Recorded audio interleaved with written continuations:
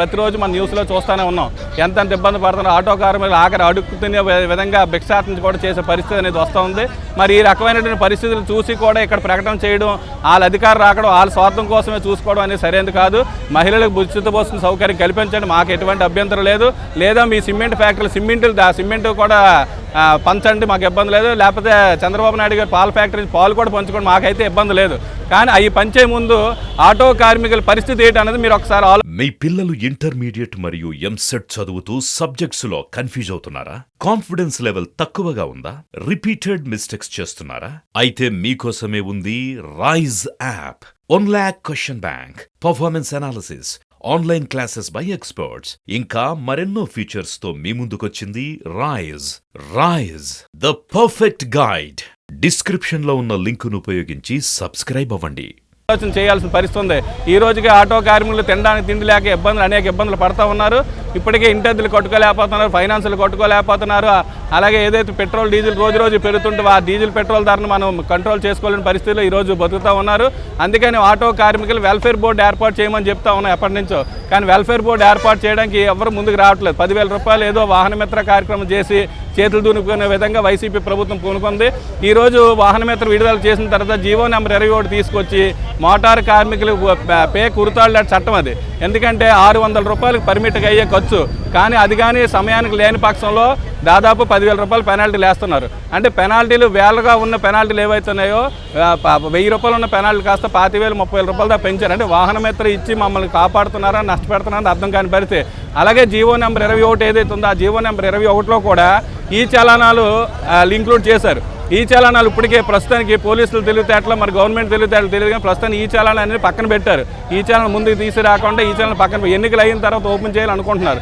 ప్రస్తుతానికి ఉన్న పాత ఈ చలానాలన్నీ పక్కన పెడుతూ కొత్తగా వస్తున్న ఈ చలానాలు ఏవైతున్నాయో ఆర్టీఓకి లింక్ చేశారు. ఆ ఆర్టీఓకి లింక్ చేయడం వల్ల ఒక ఆటో కార్మికుడికి బ్రేక్ చేయించుకోవడానికి వెళ్ళాలి అంటే దాదాపుగా మీకు 10,000 నుంచి 20,000 రూపాయలు ఫైన్ కట్టాలి. ఫైన్ కడితే బ్రేక్ కాని పరిస్థితి.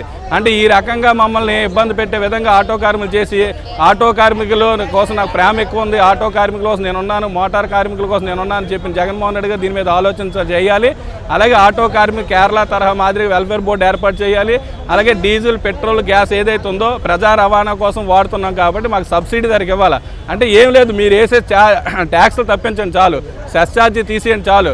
తీసేస్తే దాదాపు 30 రూపాయల దాకా తగ్గే పరిస్థితి ఉంది. దానివల్ల సంవత్సరానికి 50,000 రూపాయల ఆదాయం వచ్చే పరిస్థితి ఉంది. కాబట్టి ఇలాంటివన్నీ ఆలోచించి పెట్రోల్, డీజిల్, గ్యాస్ సబ్సిడీ ధరకు ఇవ్వాలి. జీవో నెంబర్ 21 రద్దు చేయాలి. మహిళలకు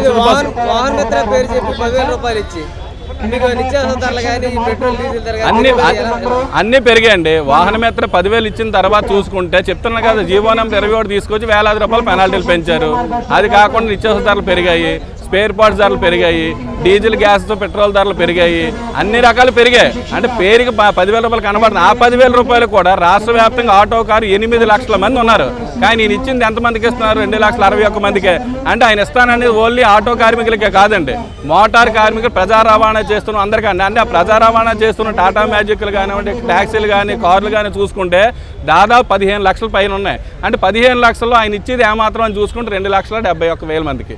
అంటే ఎంత శాతం ఇస్తున్నాడు అని ఒకసారి ఆలోచన. 20%, 80% మందికి ఎవరికి ఏమీ దక్కని పరిస్థితి అనేది ఉంది. కాబట్టి వాహనమిత్ర వల్ల మాకు ఒరిగేది ఏమీ లేదని మేము భావిస్తున్నాం. ఇప్పుడు మమ్మల్ని ఆటో రంగాన్ని కాపాడాలనుకుంటే, మహిళలకు ఉచిత బస్సు సౌకర్యం కల్పించాలనుకుంటే ఆటో కార్మికులు మీరు ఏం చేస్తారు? మోటార్ కార్మికులు, ప్రజా రవాణాలో ఉన్న కార్మికులకు ఏం చేస్తారు? మీరు ఏం చేయదలుచుకున్నారు చెప్పిన తర్వాత ఆ ప్రకటన చెయ్యాలి, ఆ సౌకర్యం కల్పించాలని కోరుకోండి. ఇవ్వద్దని మాత్రం మేము అనట్లేదు, ఇవ్వండి. కానీ మా పరిస్థితి మాట్లాడిన తర్వాత ఇవ్వండి అని చెప్తున్నా. అది ఇప్పుడు జగన్మోహన్ రెడ్డి గారు అధికారంలోకి వచ్చిన తర్వాత ఈ 5 సంవత్సరాలు ఏదో ఆయన పెట్టిన పథకాలన్నీ కూడా ఇచ్చేసారు, బాగా ఉంది. ఇప్పుడు లాస్ట్ ఫైనల్కి వస్తారు, ఇప్పుడు ఎలక్షన్ మూమెంట్ వస్తారు. ఇప్పుడు 2024లో ఎలక్షన్ మూమెంట్ వస్తేవాడికి మన తెలంగాణలోని ఏ విధంగా అయితే ఉచిత బస్సులు అనేది కాంగ్రెస్ గవర్నమెంట్ ప్రకటించిందో ఆ రకంగా అక్కడ ఆలు పోట్లాడుకుని ఏదో రకంగా ఉచిత బస్సులు అనేది పెట్టారు. ఈ ఉచిత బస్సులు అనేది తెలంగాణలో పెట్టారు కదా, ఆంధ్రాలో కూడా సక్సెస్ అవుతుందని అనుకుంటున్నారు. తెలంగాణ వాళ్ళు ఏ రకంగా వాళ్ళకున్నారో, ఏ రకంగా తిరగబడుతున్నారో తెలియదు. కానీ ఈరోజు ఆంధ్రప్రదేశ్ 13 జిల్లాలో కూడా ఆటో యూనియన్ కార్మిక సోదరులందరూ కూడా కలిసికట్టుగా ఒక తాటి మీద వచ్చి అందరూ కూడా ఈ రాష్ట్రంలో కానీ ఇటువంటి పనికిమాల పథకాలు కానీ పనికిమాల నిర్ణయాలు కానీ తీసుకుంటే మటుకి రాబోయే రోజుల్లోని ఎలక్షన్లోని అధికార పార్టీ ఏమని ప్రతిపక్ష పార్టీలు ఏమనండి ఎవరికి కూడా డిపాజిట్లు లేకుండా నొక్కి తొక్కు పారేసి ఈ సభాముఖంగా ఈ సిఐటి యూనియన్ ద్వారా ప్రతి అధికారులకు అందరికీ కూడా చర్య తీసుకుంటున్నాం. అంటే ఈ వాహన మిత్ర ద్వారా మీకు మేలు జరుగుతుంది అనుకోవచ్చా ఇప్పుడు ఇస్తున్న ప్రజెంట్ పథకం ద్వారా? వాహన మిత్ర ద్వారాగా మనకు 10,000 రూపాయలు ఇస్తున్నారు అనేది అది పక్కన పెట్టండి. ముందు నుంచి మనకు 10,000 వస్తుందని చూసుకుంటున్నాం. వెనకాల నుంచి మనకు పెరిగే ధరలు ఇవన్నీ ట్యాక్సుల రూపంలోని మనకి ఇలా ప్రతి ఒక్కటి కరెంట్ బిల్లుల రూపంలోని పప్పుల రూపంలో ఉప్పుల రూపంలోనే పొద్దున్న వేస్తే మనకి రోడ్ల మీద ఎక్కడైనా ఆటో డ్రైవర్లకు పార్కింగ్ కేటాయించమని మనం గత 20 సంవత్సరాలు పెట్టి 10 సంవత్సరాలు పెట్టి అడగడం జరుగుతుంది. మనం ఎప్పుడు మైకులు పెట్టుకుని మనం అరుచుకోవడం తప్ప ఏ రోజు కూడా ఆటో డ్రైవర్లకు ఎక్కడ కూడా పార్కింగ్ అనేది కేటాయించిన పాపాన్ని పోలేదు. గవర్నమెంట్కి అధికారం ఎక్కడైతే వాళ్ళకి రూపాయి ఆదాయాలు ఉంటాయో అవి డెవలప్మెంట్ చేసుకుంటారు తప్ప రోడ్డు మీద తిరిగి ఆటో డ్రైవర్లు ఎలా పోతే నాకెందుకు అనేసి ఏ గవర్నమెంట్ వచ్చినా ఇటువంటి నిర్ణయాలు తీసుకుంటున్నారు. ఇటువంటి నిర్ణయాలన్నీ తీసుకోకూడదు అనుకుంటే, సరైన నిర్ణయం తీసుకోవాలనుకుంటే ఈరోజు ఆటో మోటార్ కార్మికుల సోదరులు అందరూ కూడా కలిసికట్టుగా ఈ జీవీఎంసీ మన గాంధీ బొమ్మ కాడి నుంచి కేరళ తరహాలో మీకు వెల్ఫేర్ బోర్డు ఏర్పాటు చేస్తామని చెప్పి జగన్మోహన్ రెడ్డి చెప్పాడు. ఇప్పటి వరకు 4.5 సంవత్సరాలు అయిపోయింది కదా, దాని గురించి పట్టించుకోలేదు. ఏర్పాటు చేస్తాం అనేది చెప్పింది వేరా, చేసింది వేరా. చెప్తాం అనేది అది సాప కింద నీరులాగా వెళ్ళిపోతూనే ఉంటుంది. కానీ చేస్తే ఆటో కార్మికులు అందరం కూడా మోటార్ కార్మికులకు సంబంధించి ప్రతి ఒక్కరు కూడా అంత మించిన సంతోషం ఇంకా మాకు ఇంకోటి ఉండదు. ఇది ఖచ్చితంగా ఏర్పాటు చేస్తే ఫస్ట్ సంతోషపడేదల్లా మేమే. ఈరోజు ఏ గవర్నమెంట్ అయినా సరే అధికారం రావాలన్నా, ప్రతిపక్షాలు ఉండాలన్నా, ఏ గవర్నమెంట్ అయినా ముందు తీసుకెళ్లాలన్నా, వెనక్కి తొయ్యాలన్నా సరే ఒక మోటార్ కార్మికుల సోదరుల తరపు నుంచే ముందుకెళ్తుంది. రాష్ట్రంలో రాబోయే రోజుల్లో చాలా తీవ్రమైన పరిస్థితులు ఎదురు చూస్తారని పథకాలు ఇస్తానని చెప్పేసి అంటున్నారు. ఒకవైపు మీ మోటార్ కార్మికులపైన కేసులు ఎలా ఉన్నాయి, ఏం చెప్తారు సార్? సంక్షేమ పథకాలు ఇస్తామని అంటున్నారు. కేసుల పరంగా అయితే కేసులు నో పార్కింగ్లో గట్రా కొన్ని దగ్గర కేసులు పెడుతున్నారు. ఇటువంటి కాకుండా మేము వెల్ఫేర్ బోర్డు అడిగాము. మాకు మోటార్ కార్మికుల సంఘానికి సంబంధించి డీజిల్ ధరలు ఎలా ఉన్నాయి? పెట్రోల్ డీజిల్ ధరలు ఇప్పుడు ఎలక్షన్ మూమెంట్ కాబట్టి ఏదో సెంట్రల్ గవర్నమెంట్ నుంచి జీఎస్టీ పెట్టడం, జీఎస్టీలోకి పరిధిలోకి తీసుకురామని పెట్రోల్ డీజిల్ గత మేము 10 సంవత్సరాలు పెట్టి మేము పోట్లాడుతున్నాం. కానీ జీఎస్టీ పరిధిలో తీసుకురావట్లా. జీఎస్టీ పరిధిలో తీసుకొస్తే మటుకి ఈరోజు రాష్ట్ర వ్యాప్తంగా, భారతదేశ వ్యాప్తంగా కూడా మొత్తం డీజిల్ పెట్రోల్ ధరలు మొత్తం కింద దిగి వస్తాయి.